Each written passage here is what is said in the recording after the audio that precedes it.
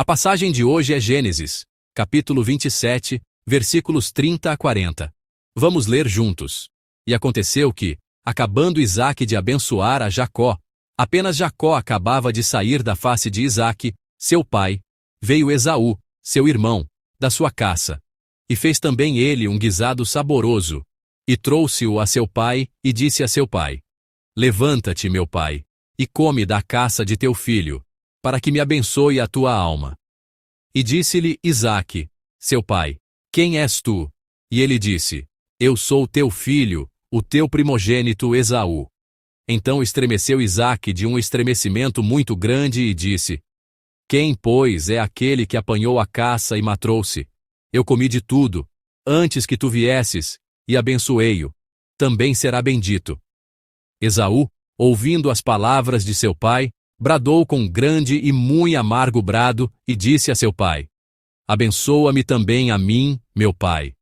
E ele disse: Veio o teu irmão com sutileza, e tomou a tua bênção. Então disse ele: Não foi o seu nome justamente chamado Jacó? Por isso que já 2 vezes me enganou. A minha primogenitura me tomou, e eis que agora me tomou a minha bênção. E disse mais: Não reservaste, pois, para mim bênção alguma? Então respondeu Isaque, e disse a Esaú: Eis que o tenho posto por senhor sobre ti, e todos os seus irmãos lhe tenho dado por servos, e de trigo e de mosto o tenho fortalecido. Que te farei, pois, agora a ti, meu filho? E disse Esaú a seu pai: Tens uma só bênção, meu pai. Abençoa-me também a mim, meu pai. E levantou Esaú a sua voz e chorou. Então respondeu Isaque, seu pai, e disse-lhe: Eis que a tua habitação será longe das gorduras da terra e sem orvalho dos céus. E pela tua espada viverás, e ao teu irmão servirás. Acontecerá, porém, que, quando te libertares, então sacudirás o seu jugo do teu pescoço. A passagem de hoje começa com o versículo 30. Mal Isaque acabara de abençoá-lo, e Jacó saíra da presença do pai. Esta curta frase contém um significado tremendo. Significa que o segundo filho de Isaque, Jacó, enganou seu pai Isaque e recebeu a bênção que seu filho primogênito, Esaú, deveria receber. Isaque havia dito a Esaú para caçar e preparar uma refeição especial. Mas enquanto Esaú estava caçando, Jacó preparou a refeição, disfarçou-se de Esaú e foi até Isaque antes dele. E ele recebeu todas as bênçãos que seu irmão deveria receber. Então, Jacó deixou a presença de Isaque e saiu. Imediatamente depois, a segunda metade do versículo 30 continua. Seu irmão Esaú chegou da caça. Esaú, tendo retornado da caça, preparou uma refeição especial e foi até seu pai Isaque. Esperando receber a bênção de seu pai, ele lhe pediu que comesse a comida e o abençoasse. Mas as palavras de Isaque naquele momento foram: Quem é você? E quando ele percebeu que era realmente Esaú, ele tremeu violentamente. E ele disse a Esaú: Alguém entrou antes de você, e eu o abençoei, e de fato ele será abençoado. Então Esaú bradou: Abençoe a mim também, meu pai. E chorou em alta voz. Mas Isaque disse que não adiantava, pois seu irmão mais novo, Jacó, já havia recebido a bênção em seu lugar. Então Esaú disse mais uma vez: Abençoe a mim também, meu pai. E levantou a voz e chorou. A situação de Esaú na passagem de hoje é muito lamentável. Mas o assunto estava encerrado e estava além do controle humano, então nenhum choro alto adiantaria. Em Gênesis 25, Esaú demonstrou a tolice de vender seu direito de primogenitura por um prato de guisado, a impiedade de tratar com leviandade o direito do primogênito que Deus lhe havia dado. Ele nasceu o primogênito, mas não pôde desfrutar da bênção do primogênito. Ele clamou a seu pai, chorando e dizendo: Abençoe-me. Mas não havia quase nada que seu pai pudesse fazer. No passado, ao meditar nesta passagem, neste texto, fiz a mim mesmo uma pergunta. Essa pergunta era: qual foi o motivo pelo qual Esaú não recebeu a bênção da primogenitura? Eu me perguntava se foi por causa da vontade de Deus. A vontade de Deus que disse quando os gêmeos estavam no ventre: o mais velho servirá ao mais novo. Ou se foi por causa da própria impiedade de Esaú em desprezar seu direito de primogenitura e vendê-lo por um prato de guisado. Tenho pensado em qual dessas duas razões fez com que Esaú não recebesse a bênção. Mas como Deus já havia escolhido Jacó em detrimento de Esaú, e como a vida de Esaú também mostrou a tolice de vender seu direito de primogenitura, parecia muito natural que Esaú não recebesse o direito de primogenitura e a bênção do primogênito por ambas as razões. Mas gostaria de fazer uma pergunta a vocês, a congregação. E se Esaú tivesse desejado grandemente a bênção da primogenitura e vivido uma vida muito devota? Se Esaú tivesse ansiado por Deus mais do que Jacó, e se Esaú tivesse realmente vivido uma vida mais piedosa do que Jacó, Esaú poderia ter desfrutado da bênção da primogenitura?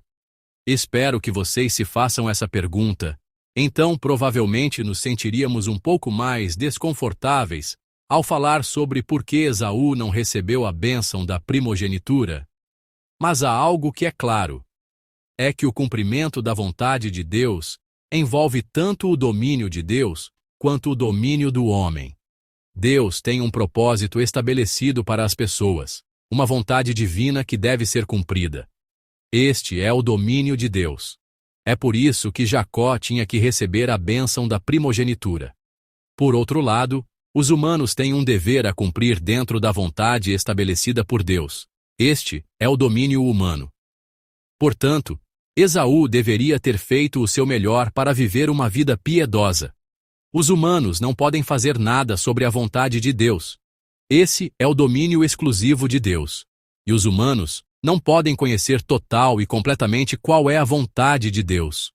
Portanto, os humanos, dentro da vontade que Deus estabeleceu, embora não sabendo qual é essa vontade, devem viver da forma mais piedosa possível, esperando seu cumprimento completo.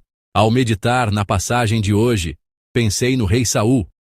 O rei Saul foi o primeiro rei de Israel. Ele era da tribo de Benjamim.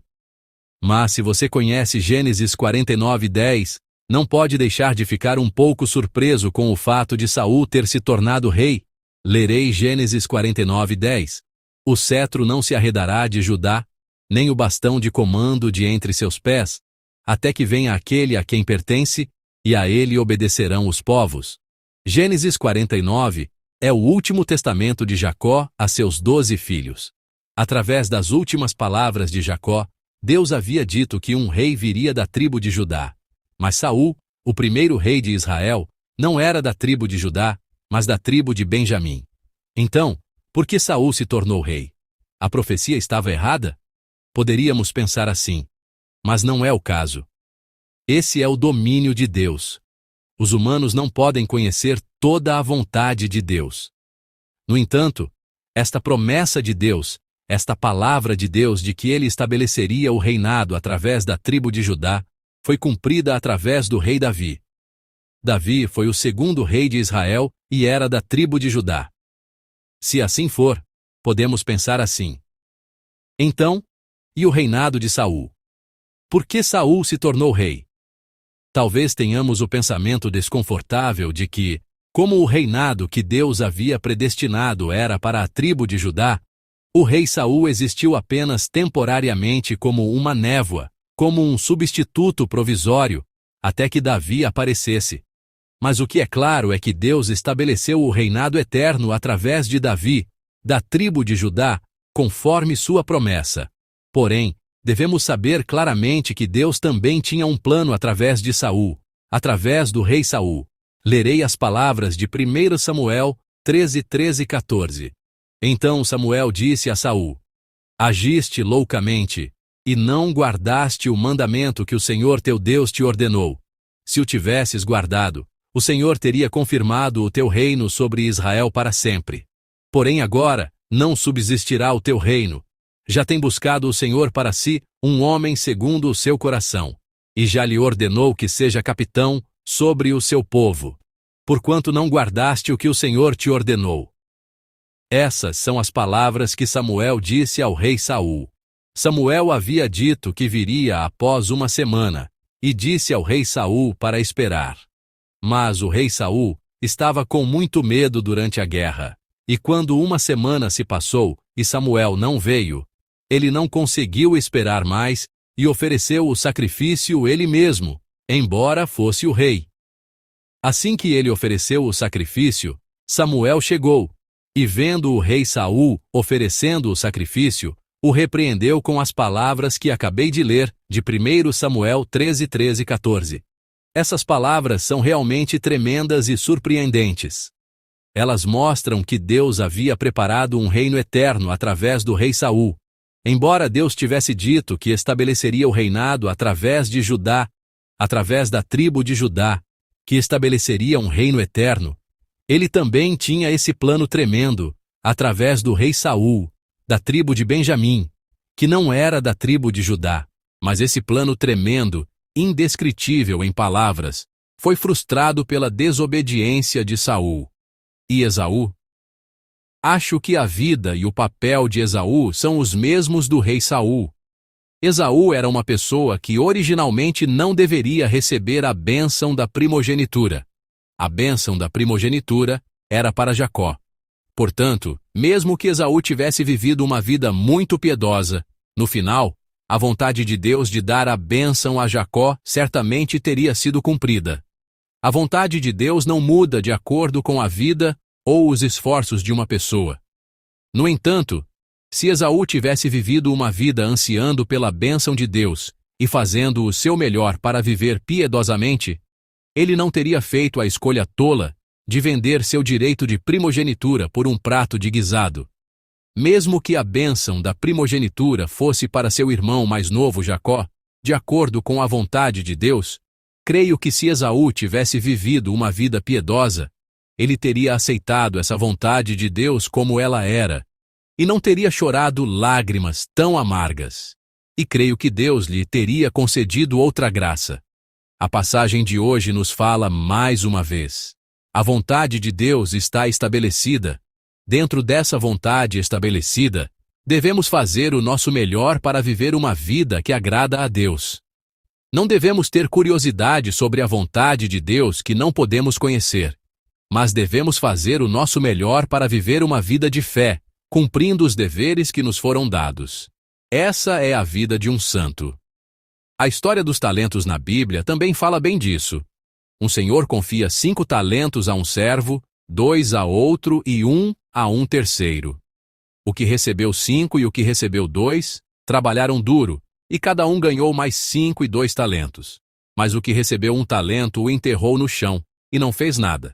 Quando o senhor voltou, ele elogiou grandemente os servos que receberam 5 e 2 talentos, mas repreendeu severamente aquele que recebeu 1 talento e não fez nada.